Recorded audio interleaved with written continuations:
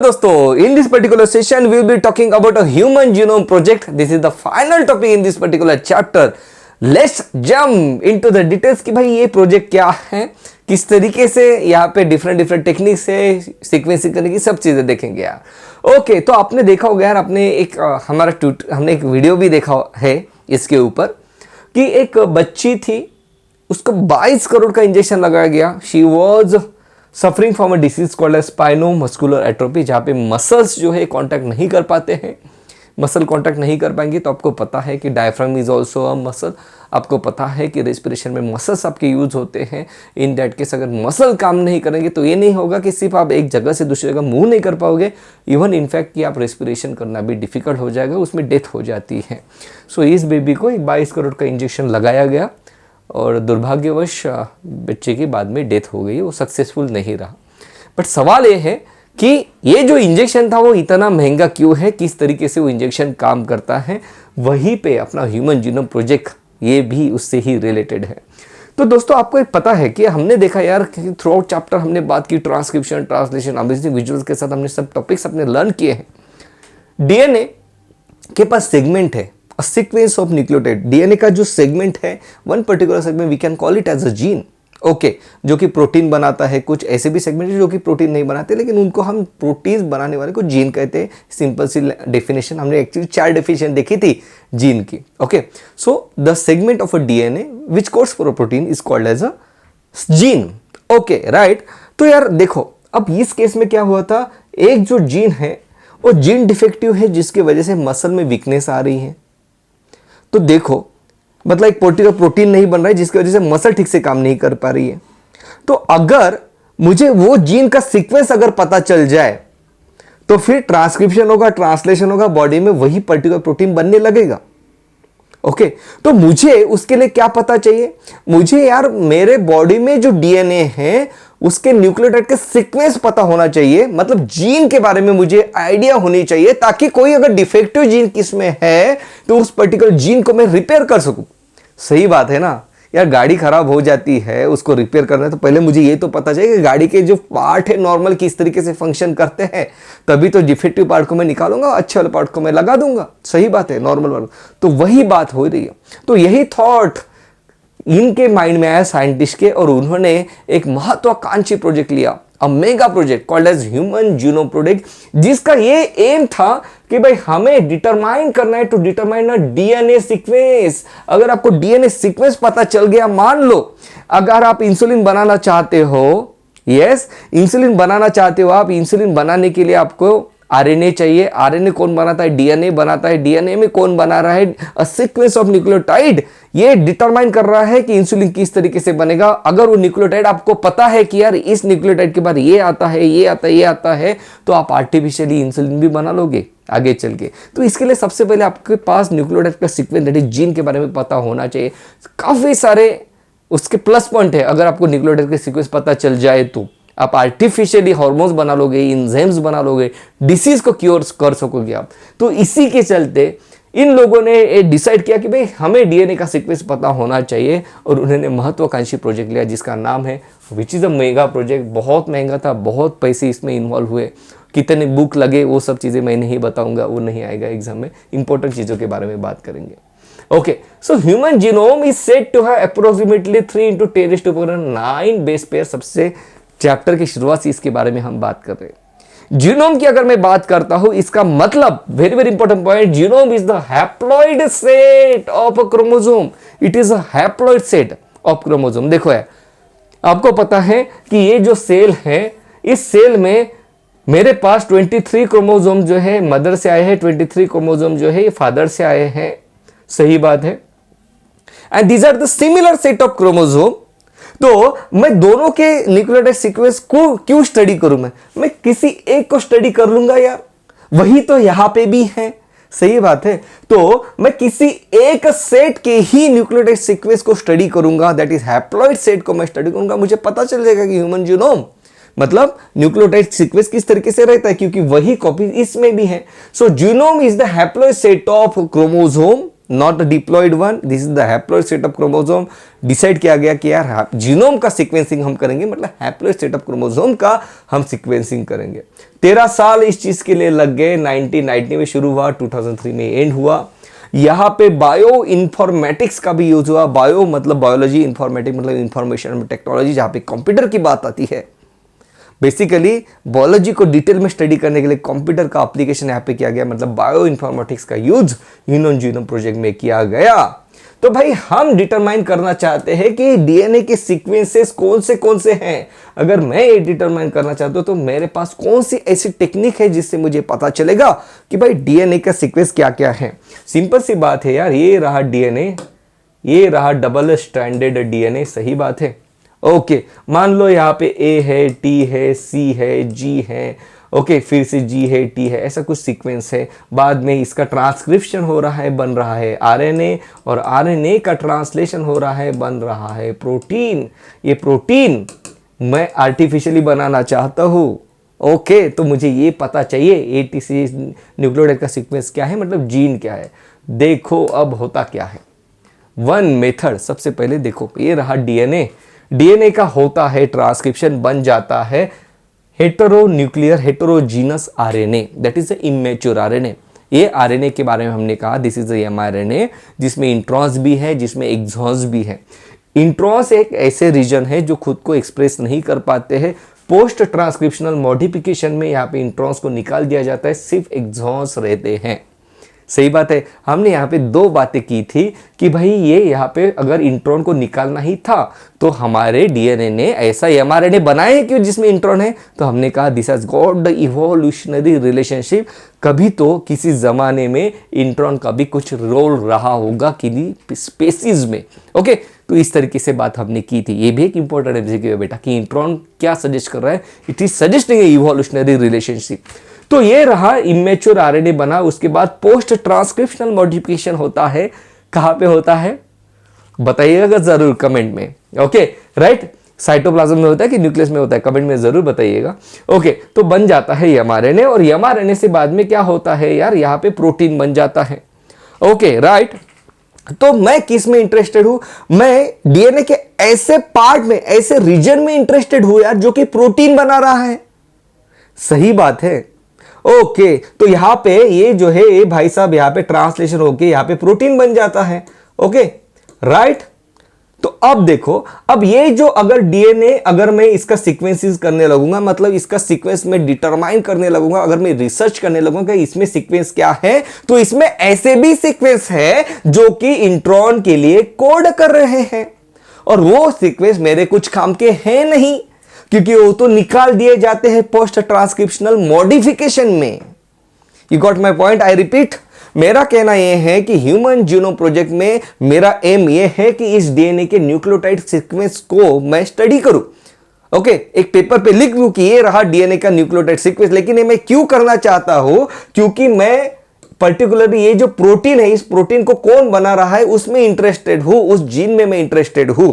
तो मुझे यह भी पता है कि ये डीएनए के पास कुछ ऐसे सेगमेंट रहते हैं जो कि इंट्रॉन के लिए कोड करते हैं, लेकिन intron during the post transcriptional modification remove कर दिए जाते हैं। यहां पे रह जाता है सिर्फ एक्सॉन जो कि रेड कलर का है। तो मैं ऐसे डीएनए के न्यूक्लियोटाइड के सीक्वेंस को क्यों स्टडी करूं, क्यों डिटरमाइन करूं, उसमें मेरा मैं वक्त क्यों जाया करूं जो कि इंट्रॉन के लिए कोड कर रहा है। तो यहां पे जो साइंटिस्ट है, बड़े लोग, उन्होंने दिमाग लगाया। उन्होंने क्या किया, इस एमआरएनए का रिवर्स ट्रांसक्रिप्शन यहां पे एक एंजाइम यूज किया, जो कि आपको पता है एचआईवी वायरस के पास भी रहता है, जो कि ट्रांसक्रिप्शन को रिवर्स कर देता है। What is transcription? A formation of RNA from the DNA. Reverse transcription मतलब है formation of DNA from RNA. Okay, so यहां पे एमआरएनए से बन जाएगा सी डीएनए, इसे हम कहते हैं कॉम्प्लीमेंट्री डीएनए। अब ये जो डीएनए है, इसके पास सिर्फ ऐसे जीन है जो कि भाई खुद को एक्सप्रेस कर पा रहे हैं, क्योंकि देखो ये हमने बनाया है एमआरएनए से। इसमें तो ऐसा कोई भी नहीं होगा जो कि इंट्रॉन के लिए कोड कर रहा है, क्योंकि इंट्रॉन तो यहां पे निकल जाता है। तो इससे अपन ने ये बनाया। तो आप यार पहले तो ऐसा डीएनए बनाओ, बाद में उसका सीक्वेंसिंग कर लो। सो ये इसे हम कहते हैं express sequence tag, which is the DNA actually, which is the complementary DNA. This was the question asked in previous years exam. What is C? C मतलब क्या? complementary DNA. ये ऐसा DNA जो खुद को एक्सप्रेस कर पाता है। आपको दिख रहा है भाई, जो एक्सप्रेस हुआ था आरएनए, उससे ही रिवर्स रिवर्स गियर में लगा के ये बनाया गया। So this is called as express sequence tag EST and this particular method is called as sequencing of express sequence tags. You got my point, right? So चीजें clear हो रही है ना, सही है। सो इस तरीके से ये रहा डीएनए, उससे बनता है इमेच्योर आरएनए या तो फिर हेटेरोजीनस आरएनए या तो फिर हेटेरोन्यूक्लियर आरएनए। हेटेरोजीनस आरएनए आप सिंपल याद रखो। उसके बाद बन जाता है पोस्ट ट्रांसक्रिप्शन मॉडिफिकेशन एमआरएनए, इसका हमने रिवर्स ट्रांसक्रिप्शन किया, बन गया कॉम्प्लीमेंट्री डीएनए। सो एक्सप्रेस सीक्वेंस टैग्स हम पहले बनाएंगे और फिर उसका हम सीक्वेंस स्टडी कर लेंगे, सही बात है। सो यहाँ पे ओनली कोडिंग रीजन इस सीक्वेंस, इस पर्टिकुलर मेथड में आप सिर्फ कोडिंग रीजन को ही सीक्वेंस करते हो। एक और मेथड है, अब कुछ लोगों ने कहा नहीं यार ऐसा नहीं है कि सिर्फ आप ये कोडिंग रीजन को ही सीक्वेंस करो। हम क्या करेंगे, हम पूरा कंप्लीट जीनोम का सीक्वेंसिंग करेंगे। That particular method is called as whole genome sequencing और sequence annotation. You got my point. So human genome project में दो टाइप के अप्रोचेस है। One is the sequencing of express sequence tag.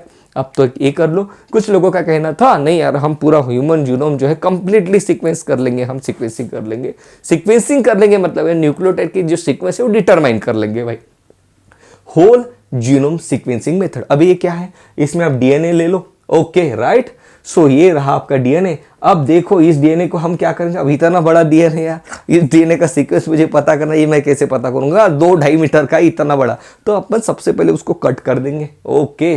सो यहाँ पे देखो ये लिया एंजाइम रिस्ट्रिक्शन एंडोन्यूक्लियर, उसको कहा कि जाओ भाई कट करके आ जाओ। और इस तरीके से हमने जो डीएनए है उसको सबसे पहले क्या किया, कट कर दिया। उसके फ्रैगमेंट्स यहाँ पे बन गए हैं, आप देख रहे हो। बायोटेक्नोलॉजी जब हम पढ़ेंगे तो और चीजें क्लियर हो जाएगी आपकी, है ना, okay. So it is not possible to sequence full length in one go, so let's cut it. तो हमने यहाँ पे कट कर लिया with the help of enzyme restriction endonuclease, very good. उसके बाद अब हम क्या करेंगे, अब देखो यार आपने डीएनए ले लिया, उसका कट भी कर लिया। मान लो अब आप क्या कर रहे हो, इसको स्टडी कर रहे हो, इस पर्टिकुलर फ्रैगमेंट को। अब स्टडी करते करते ब्रेक हो गया तो इसलिए भाई आप इसकी एक कॉपी बना लो, है ना। आप इसकी एक एक्स्ट्रा कॉपी बना लो ताकि आप अच्छे से स्टडी कर पाओ। कॉपी बनाना चाहते हो तो भाई आपकी क्लोनिंग करनी पड़ेगी, है ना, आपको क्लोनिंग करनी पड़ेगी। तो यहाँ पे देखो हम करेंगे यहाँ पे क्लोनिंग, कौन से वेक्टर यूज करेंगे, बैक्टीरियल आर्टिफिशियल क्रोमोसोम है, yeast artificial chromosome BAC and YAC। आपको पता है हम बायोटेक्नोलॉजी में पढ़ेंगे कि अगर मुझे लार्ज फ्रैगमेंट्स को अगर मैं स्टडी करना चाहता हूँ, उसका क्लोनिंग में करना चाहता हूँ, तो मुझे मेरे पास दो टाइप के ऑप्शन है। एक तो मैं BAC का यूज करूँ या तो फिर YAC का यूज करूँ। Very very important point, okay. So very very important point, human genome project में किसे यूज किया गया, BAC एंड YAC को जीन क्लोनिंग के लिए। जीन क्लोनिंग तो मैं पीसीआर से भी कर सकता हूं, पॉलीमरेज चेन रिएक्शन से।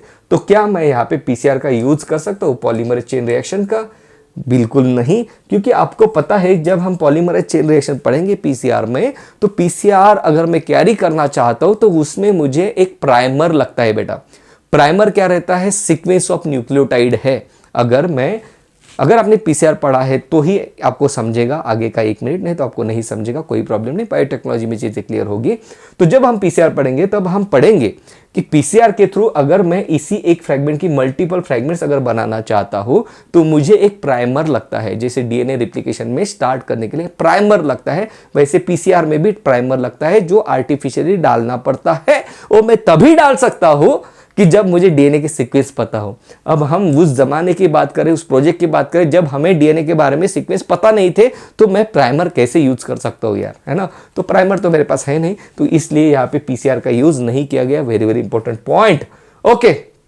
उसके बाद आप देखो identify the nucleotide sequence of each fragment. इस फ्रैगमेंट का आप न्यूक्लियोटाइड सीक्वेंस यहाँ पे स्टडी कर लो। उसके बाद इन फ्रैगमेंट्स को आपने अरेंज करना पड़ेगा। So the fragments arrange in a sequence, Sanger method का यूज किया गया with the help of computer. यहाँ पे ओवरलैपिंग रीजन को फॉलो करते हुए कंप्यूटर की हेल्प ली गई कि भाई पहले तो इंडिविजुअल फ्रैगमेंट का सीक्वेंस आपने पता कर लिया, फिर आपका सेकंड टास्क था कि भाई इसके बाद ये फ्रैगमेंट आता है, इसके बाद ये आता है, थर्ड के बाद 4 आता है। तो इन फ्रैगमेंट्स को भी तो आपको according to the fragment DNA sequencing करना है। तो उसके लिए कंप्यूटर की हेल्प ली गई सैंगर ओके, सेंगर ने ये चीज हमें बता दी कि भाई किस तरीके से आप ये चीज कर सकते हो। Very very important point. Okay, so human genome project, yes, इसका एम क्या था? For determine the DNA sequence. Human genome project is set to 3 to 10⁻⁹ base pair haploid set के बारे में हम बात करते हैं। बायो इन्फॉर्मेटिक्स का गया यहाँ पे यूज किया गया। Some of the important goals of human genome project were as follows.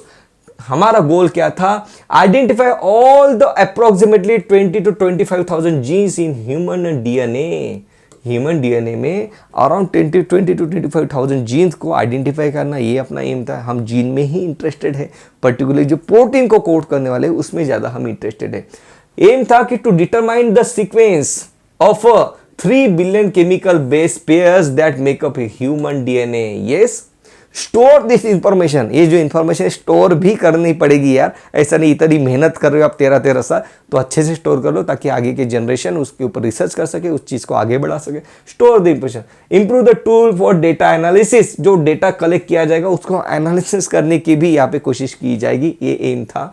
Transfer related technology to the other sector such as industries. फिर एक बार आपको जीन पता चल गए तो फिर जीन इंसुलिन किस तरीके से आर्टिफिशियल बनाना है, आर्टिफिशियल बना सकते हैं, उसके बारे में हम रिसर्च शुरू कर सकते हैं, तो इंडस्ट्री को आप दे दोगे। Address the ethical, legal and social issues that may arise from the project. अब कोई भी आप प्रोजेक्ट लोगे तो उसमें देयर आर, वो प्रोजेक्ट जो maximum project they are associated with the ethical, legal and social issues. तो भाई ऐसा नहीं है कि आपने मान लो किसी एनिमल का आप यूज कर रहे हो किसी पर्टिकुलर चीज को कैरी करने के लिए, तो उसमें इथिकल इश्यूज रहेंगे, कुछ लीगल इश्यूज रहेंगे, उसको भी एड्रेस करना है। मतलब प्रॉपर्ली सब चीजें क्लियर होनी चाहिए, ऐसे इस प्रोजेक्ट का एम था, गोल था।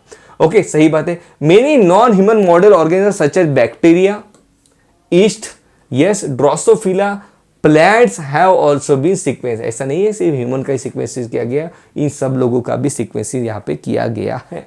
ओके, सो 2 टाइप की टेक्निक्स हम यूज करते हैं यहाँ पे, 2 मेथड यूज करते हैं। एक है एक्सप्रेस सीक्वेंस टैग्स और एक है सीक्वेंस एनोटेशन। सही बात है। ओके, एक्सप्रेस सीक्वेंस टैग में सिर्फ हम कोडिंग रीजन को ही हम यहाँ पे क्या करते हैं, उसको यूज करते हैं, सिर्फ कोडिंग रीजन को ही कॉम्प्लीमेंट्री डीएनए के थ्रू उसको ही हम सीक्वेंसिंग करते हैं। एक बार पढ़ ले आपके लिए। One approach focus on identifying all the genes that are express. Okay, very very important point. Gene जो एक्सप्रेस कर रहे हैं खुद को as RNA, okay, refer to as express sequence tags. Very very important point. The other took the blind approach of simply sequencing the whole set. Human that is sequence annotation में क्या करते हैं, whole set of chromosome को sequence कर लेते हैं। सही बात है। Okay, fine. तो ये इंपॉर्टेंट चीज है जो अभी अभी हमने देखी है। Okay, right there. Frederick Sanger is also credited for the developing method for the determination of amino acid sequence in a protein. Sanger साहब ने हमें बताया था कि भाई प्रोटीन में अमीनो एसिड के क्या क्या सीक्वेंसेस होते हैं, और उन्हीं ने हमें बताया कि based on the overlapping region आप with the help of computer किस तरीके से डीएनए के सीक्वेंस को आप सीक्वेंसिंग कर सकते हो, डिटरमाइन कर सकते हो। The sequence of chromosome 1 was completed only in May 2006। These are the some of the data. देखो यहाँ पे हमें क्या क्या चीजें पता चली। Some of the salient observation drawn from the human genome project. इतना पैसा लगा दिया, 13 साल लगा दिया, क्या पता चला? हमें पता चला the human genome contains 3164 million base pairs. Yes, the average gene कितने होते हैं, एवरेज जीन में कितने बेसेस होते हैं? 3000 bases. Okay, total number of gene कितने, टोटल नंबर ऑफ जीन हमें पता चले around 30,000। Very very important point. इन 30,000 में से हमें ये पता चला कि 50 मतलब 50% के ही जो जीन्स हमें पता चले 30,000, उसमें से 50% जीन्स के ही फंक्शन हमें पता है, 50% तो अननोन है कि भाई ये जीन यहाँ पे कर क्या रहा है। क्योंकि आपको खुद पता है कि सभी जीन प्रोटीन के लिए कोड नहीं करते बेटा, है ना। कुछ जीन दूसरे जीन को कंट्रोल करते हैं। हमने बात की थी प्रोमोटर की, हमने बात की थी टर्मिनेटर की, है ना, हमने बात की थी रेगुलेटरी जीन्स की। So not all the genes code for the protein. कुछ ऐसे जीन्स है जो दूसरे जीन को कंट्रोल करते हैं। Very very important point. Okay, so the functions are unknown for over 50% of the discovered gene. Less than 2% of the genome codes for protein. मतलब only 2% of the genome, less than 2% of the genome codes for protein. मतलब देखो बेटा कि DNA के पास ability है protein बनाने की, लेकिन डीएनए के पास मैक्सिमम डीएनए किसके ऊपर कॉन्सेंट्रेट करना है कि चीजों को रेगुलेट करना। ये बड़ा इंपॉर्टेंट बात है यार, चीजों को रेगुलेट करना। किस तरीके से रेगुलेट करना, मान लो यहाँ पे फिंगर कट हो जाती है, यहाँ पे बोन कट हो जाता है, तो यहाँ पे जो नया बोन आएगा भाई वो यही होना चाहिए, ये नहीं कि यहाँ पे फीमर आ गया। ओके, मतलब देखो कितना कंट्रोल्ड वे में नए बोन का फॉर्मेशन यहाँ पे होने की जरूरत होती है। So these are such a tiny, मतलब इतना ये यार केयरफुली चीजें कैरी फॉरवर्ड की जाती है बॉडी में। ओके राइट, सो यहाँ पे कंट्रोलिंग बहुत इंपॉर्टेंट है। तो हमें ये पता चला कि भाई less than 2% of the genome codes for the protein, बाकी मैक्सिमम जीनोम कंट्रोल के ऊपर ध्यान देता है कि ये 2% ने ठीक से काम करना चाहिए। Repeated sequence make up a very large portion of human genome, जिसके बारे में हमने बात की थी डीएनए फिंगरप्रिंटिंग में, सैटेलाइट डीएनए के बारे में, रिपीटिंग सीक्वेंस के बारे में हमने बात की थी। ओके राइट, तो रिपीटिंग सीक्वेंस का जो हमने बात की वहां पे हमने ये भी देखा, ये जो रिपीटिंग सीक्वेंस रहते हैं डीएनए में, they do not code for any proteins but they have got the role in the evolution, very very important point. Okay right, chromosome 1 has most gene and Y has the fewest chromosome number 1, ये जो है भाई इसके पास सबसे ज्यादा genes है 2968, Y is having a smallest, छोटा chromosome में has the fewest number of gene. Single nucleotide polymorphism क्या होता है ये हमने डीएनए फिंगरप्रिंटिंग में ऑलरेडी स्टडी कर लिया है। So that was all about this session. Human genome project में दो तरीके से हम यूज करते हैं, express sequence tags and sequence annotation, ये दो इंपॉर्टेंट चीज़ें हैं। उसके बाद वेक्टर कौन से यूज़ किए जाते हैं वो आपको पता होना चाहिए। उसके बाद आपको ये डेटा पता होना चाहिए कि एवरेज जीन में कितने बेसेस होते हैं, 3000। आपको जो जीन पता चले, कितने जीन्स पता चले, 30,000 जीन, उसमें से 50% के फंक्शन हमें पता नहीं है। सेंगर साहब का नाम, उसके ऊपर एमसीक्यू आ सकता है। बायो इन्फॉर्मेटिक्स का यूज़ किया गया, ये एक इंपॉर्टेंट एमसीक्यू है ह्यूमन जीनोम प्रोजेक्ट से रिलेटेड। एक्सप्रेस सीक्वेंस टैग्स क्या है, कॉम्प्लीमेंट्री डीएनए क्या है, उसके बाद हमने बात की रिवर्स ट्रांसक्रिप्शनेस एंजाइम का यूज किया गया, पीसीआर का यूज नहीं किया गया। ये इंपॉर्टेंट यहाँ पे एमसीक्यू बनते हैं। वीडियो अच्छा लगे तो वीडियो को लाइक, चैनल को सब्सक्राइब करना मत भूलना। कोई भी डाउट है तो कमेंट में जरूर पूछो। Love you all, take care, bye bye.